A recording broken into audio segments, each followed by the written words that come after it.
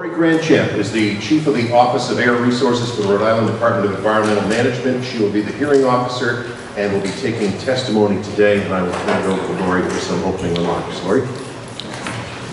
Thank you, Greg.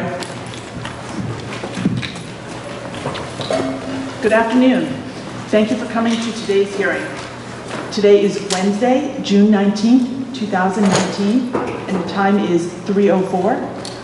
In order to accommodate all interested parties, DM is conducting the public hearing in two sessions, an afternoon session from 3 p.m. to 5 p.m.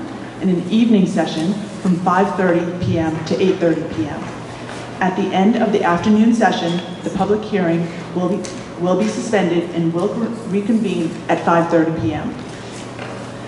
As Greg said, my name is Larry Chretien, and I am the Administrator of Environmental Protection for the Office of Air Resources. I am the hearing officer for today's hearing.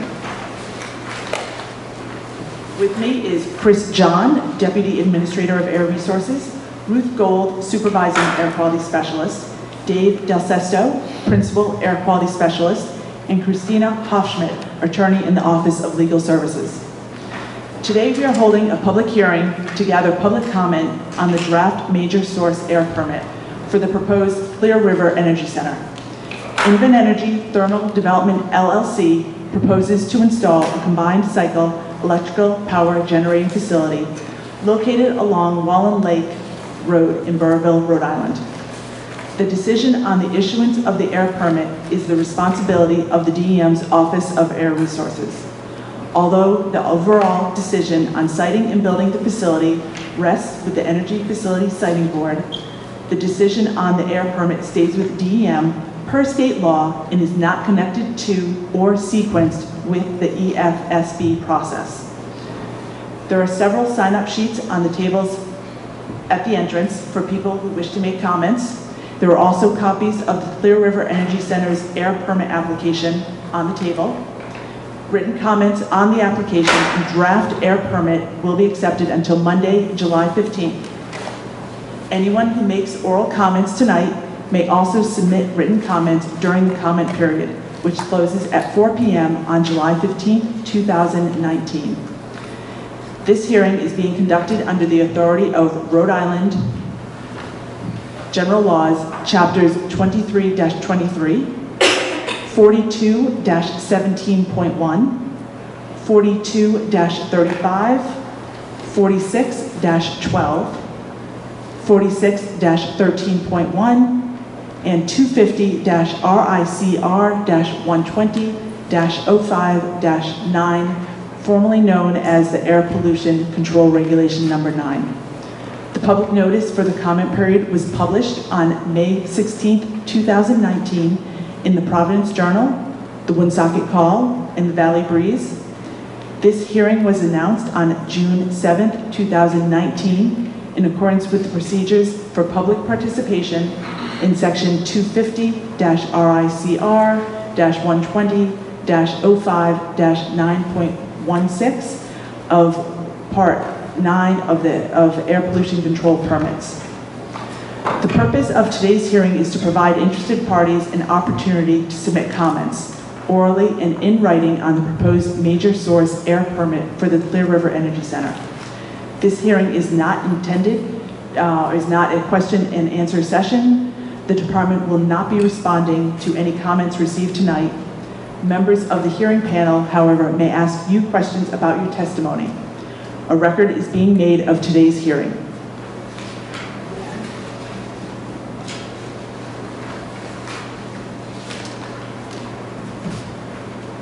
The proposed project will consist of two General Electric Model 7H.02 combustion turbines and associated heat recovery steam generators. The combustion turbines will be fired with natural gas as the primary fuel and ultra-low sulfur diesel as a backup fuel, and will employ the most advanced combustion turbine technology available. The hot flue gases from each combustion turbine pass through the associated heat recovery steam generator equipped with natural gas-fired only duct burners to generate steam. The steam produced by the heat recovery steam generators will be used to power a single steam turbine. The combined cycle generating station will have an overall rated capacity of 1,080 megawatts while firing with natural gas and 966 megawatts while firing ultra-low sulfur diesel. Ultra-low sulfur diesel will only be fired during those times when natural gas is unavailable or to maintain system readiness. The combustion turbines and HRSGs, also known as heat recovery steam generators, will use selective catalytic reduction to limit nitrogen oxides emissions to 2 parts per million volumetric dry, corrected to 15% oxygen, while firing natural gas, and 5 parts per million volumetric dry, corrected to 15% oxygen when firing ultra-low sulfur diesel. Additional sources of air pollution emissions at the site will also include 140.6 million British thermal units auxiliary boiler, a 15 million British thermal units dew point heater, a 2,682 horsepower diesel-fired compression ignition internal combustion engine generator set for emergency purposes, and a 315 horsepower diesel-fired fire pump engine. The facility will utilize an air-cooled condenser to remove heat from the exhausted steam. The air-cooled system reduces water usage and has 0 air emissions and visibility impacts compared to wet cooling towers. The Office of Air Resources has conducted an extensive review of the application for compliance with the applicable state and federal air pollution control regulations and has prepared a draft permit for public review and comment.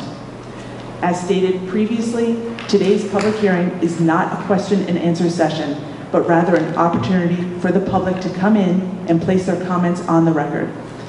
After the close of the public comment period on July 15, 2019, the Office of Air Resources will compile all of the written comments submitted to the department, as well as any verbal comments placed on the record today, and will prepare and issue a single document containing our written response to each substantive comment.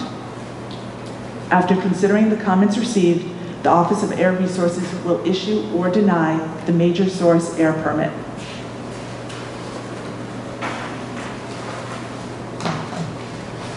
A final decision on the major source air permit will be made approximately 90 days after the close of the public comment period.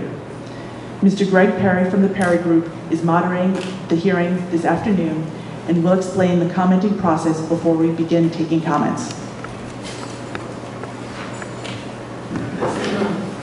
So a few housekeeping notes this afternoon. As Lori said, the hearing is in 2 parts, from 3 to 5, then again from 5:30 to 8:30, with a 10-minute break or so around 7 o'clock. It gives us approximately 245 minutes to take public comment. In order to allow the maximum number of people the opportunity to make them meaningful comments, individual verbal testimony will be limited to 3 minutes. Of course, you're encouraged to submit written testimony. This afternoon, because there are so few of you, if we have time before 5 o'clock, after everyone who's signed up has had the opportunity to speak, we'll go back and allow people to speak once again. By doing the math, it means in an orderly fashion, we should be able to take the testimony today of approximately 82 individuals. Individuals will not be allowed to cede their time or any portion of their time to anyone else. When you arrive, those seeking to speak were asked to sign their names to one of the sign-up sheets located at the entrance, and I will be calling names off of each of the sheets in numerical order by sheet as follows. Line A1, line 1B, line 1C, line 1D, and then we'll repeat beginning with line 2. Please come to the front of the room to the microphone when you're called to speak. There's one there and right here.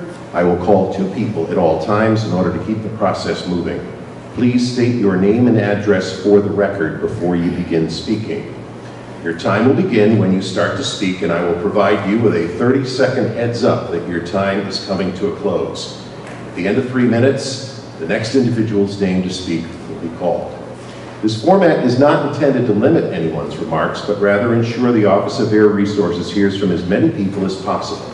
If you have more to say, you are encouraged to provide written testimony, and you may place it in that box at the front of the stage. There are many people who will wish to provide testimony, and it's important for all of us to keep in mind that no one's comments are more or less important than anyone else in the room tonight. The Office of Air Resources is here to listen to public comment, but won't take questions. That's not the purpose of tonight's hearing. And at the conclusion of the hearing, again, they will continue to accept written comments. So with that,